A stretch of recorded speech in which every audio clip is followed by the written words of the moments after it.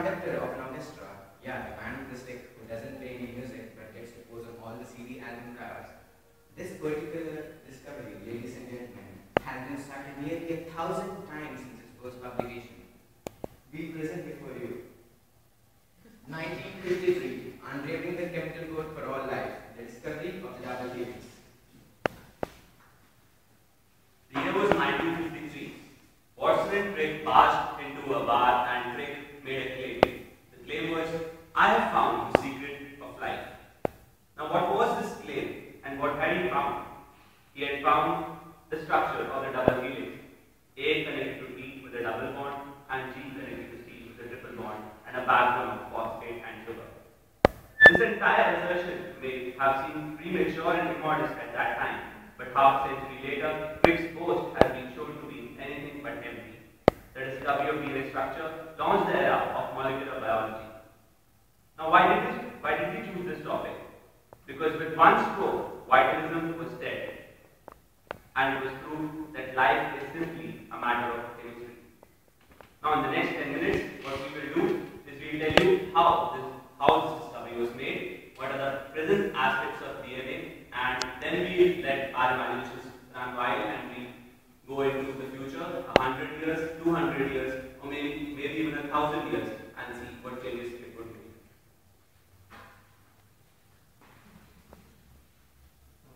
So we are just entertaining. I start with Vanch's part, the history, DNA of Agnes. The first was 1868 when Lister discovered a microscopic substance in the pus of discarded surgical bandages. He called it as nuclein, and today which we know as nucleic acid. The next effort was by Mendel, who did his work on the pea, and he found packages which are now known as genes. In 1919, Levine identified the base, sugar, and the phosphate nucleotide unit. Actually, all this work was going on separately, and so they could get the structure of DNA before. Levine suggested that DNA consists of a string of nucleotide links linked together through the phosphate groups. 1928, Griffith discovered the genetic information can be transferred from the heat-killed bacteria to the live sponge. 1927, William Asbury produced the first X-ray diffraction pattern that showed that DNA has a regular structure. What was the structure was still not discovered. In 1944, we all must have heard of the Every McCarthy experiment. He identified DNA as a transforming principle. Alfred Hershey and Chase experiment showed that DNA is the genetic material of keto-phages. This knowledge of how genetic material is stored and has given a new way of looking at and manipulating processes has given rise to the process called molecular biology. In 1953, the structure of DNA was leveled. Now we move to the current scenario using this structure. Molecular biology, whose foundation stone lie on the discovery of the structure of DNA, has many techniques, the polymerase chain reaction, a versatile technique used for replicating DNA used for various purposes. It's also used in arrays. Arrays is like we have an antibody array from which we can know the proteins and bacteria present in the blood. The older techniques are out today and new techniques are there, like for gel electrophoresis. Before gel electrophoresis, there was X-ray diffraction techniques used to know the shape and size of DNA. The other technique, expression cloning, which is used to know the function of the protein. The next thing is allele-specific nucleotides. Yes, ladies and gentlemen, it can detect a single base pair mutation in a gene. The other techniques which are used today are gel electrophoresis. It has revolutionized the DNA world, and it was its hypothesis of protein synthesis. The other great discovery that was made due to the structure of DNA was the discovery of structure of RNA. Hadn't there been this discovery, we could have known the structure of DNA. There would have been comprehensive knowledge of the retroviral replication, and hence the drugs which exist today, like drugs on AIDS and cancer, wouldn't have been there. The next branch, which has DNA structure as its base, genetic engineering. The use of genetic engineering medicine includes vaccines, monoclonal antibodies as well in Crohn's disease. We have oncomouse, which are used for the research in cancers, and we have gene therapy using immunodeficiency disease like SCID. In research and agriculture, it is easy to produce 99 disease mice rather than producing 99 babies for the purpose of research. It's all possible due to the genetic engineering. Genetically modified bacteria used in research purpose, easy to replicate, cheaper and faster. The other groundbreaking thing in research and agriculture due to genetic engineering was golden rice. Yes, this acts as vitamin A supplementation. By altering the gene, we could add the vitamin A and that could be used. Have you ever heard something other than cheese and curd being prepared from goat's milk? Yeah, because that is nothing but yeah, this is Atin. It is an anti-clotting drug which is prepared from goat's milk. A gene was altered and put in the goat's genome, and hence the goat started producing milk which was rich in anti-thrombin. And this is the drug. And now, Varun will just tell you all the further aspects. Discovery of structure of DNA and then. The discovery of structure of DNA opened the floodgates for further discoveries. The most important in this field of research was the Human Genome Project, humanity's biggest research endeavor. 30,000 genes and 3 million base pairs were deciphered as to be the human genome. I thought mapping the world was a tough job, but mapping ourselves, the biggest thing mankind stumbled upon. Now we come to something that we find in every research laboratory today, from the detection of viruses to the ability of making a single mouth swab sufficient to generate the entire DNA sequence of an individual, PCR. PCR in turn has its further applications as in diagnosing malignancies like lymphoma and leukemia, for identification of slow-growing or non-cultivable microorganisms like mycobacteria, anaerobic bacteria, in the field of biodefense and in food authenticity. Human insulin, human factor VIII, Herceptin, hepatitis B vaccine, just to name a few of the major breakthroughs that have been possible due to recombinant DNA technology. Now we come on to something that relates to society in general, forensic medicine. DNA fingerprinting helps to establish identity of a person for relating the criminal to the scene of crime.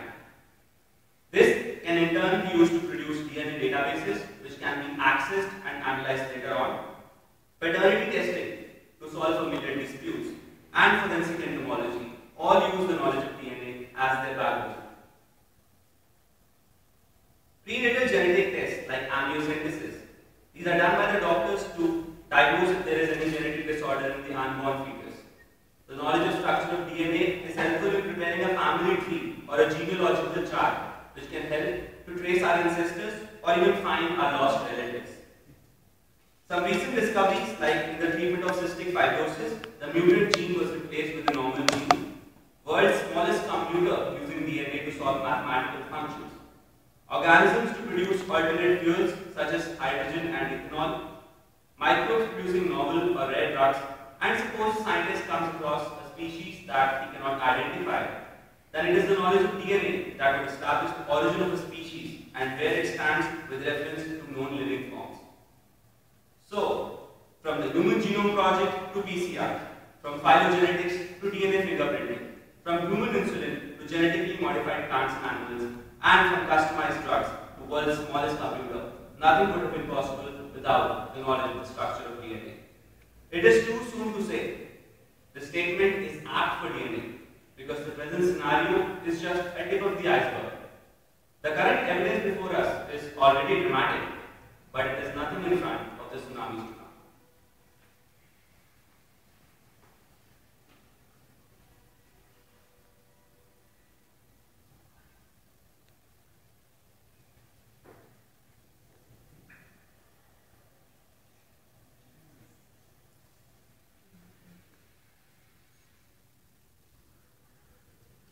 Please let me entertain you with a word when life mysteries are mysteries no more.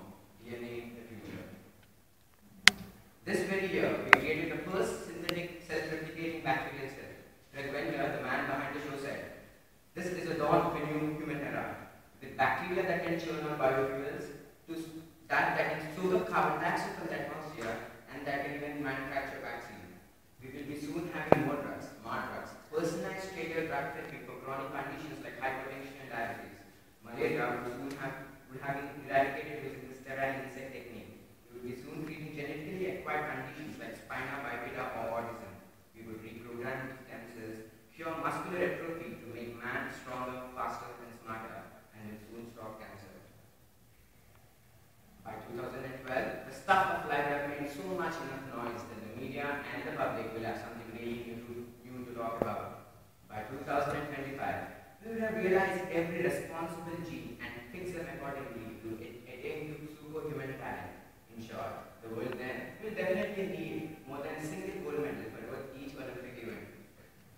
2015. It's time for the fathers to ask their daughter-in-laws, when are you going to the artificial chromosome shopping? Designer babies, cyborgation, regrowable artificial body parts and cloning will be so much in vogue. By 2085, the new zoo would let us, each one of us, to have our own customized genetically modified pets, and all the endangered and the endangered species will be all brought back to life. By 2100, it's time for Apple to release its new iPod, the DNA replicator, that can sequence the DNA of a complete unknown stranger from the strand of hair to the thousands of cells we shed each day. And prepare yourself to see people of different colors with fur, animated skin, various facial body parts, and face adjustment just for aesthetic reasons. Aging would have been cured, and humanity should have split into two distinct classes, the gene-rich and the gene-poor, throwing the average man out of the loop. By 2225, people would be bored of their joysticks and would rather use a transient genetic mutation to attain superhuman talents and go real gaming. And DNA nanotechnology, with the DNA machines, molecular biology, eugenics, transhumanism would have grown so much superior to produce a new human race. Just 1,000 years ago, we were speaking of extinction, and now we will be building life on new planets, making virulent non-virulent, threaten the very same infection, and force the entire creation into submission, but a more peaceful existence. This is not just a milestone or a presentation. This is a matter of recreating the entire creation. Why we are here is not to tell you who discovered the DNA or how awesome it is to be conductor of an orchestra. We are here because we realize how stunning tomorrow can be and how beautiful today is because of this discovery. Gene ethics has always been a matter of huge debate. In the little time given, we try to concentrate on what possibly can happen and can be done rather than conflict of interest. We salute Dr. Watson and Dr. Crick for their discovery, but there is no need for human spirit. He said, Jai Hind.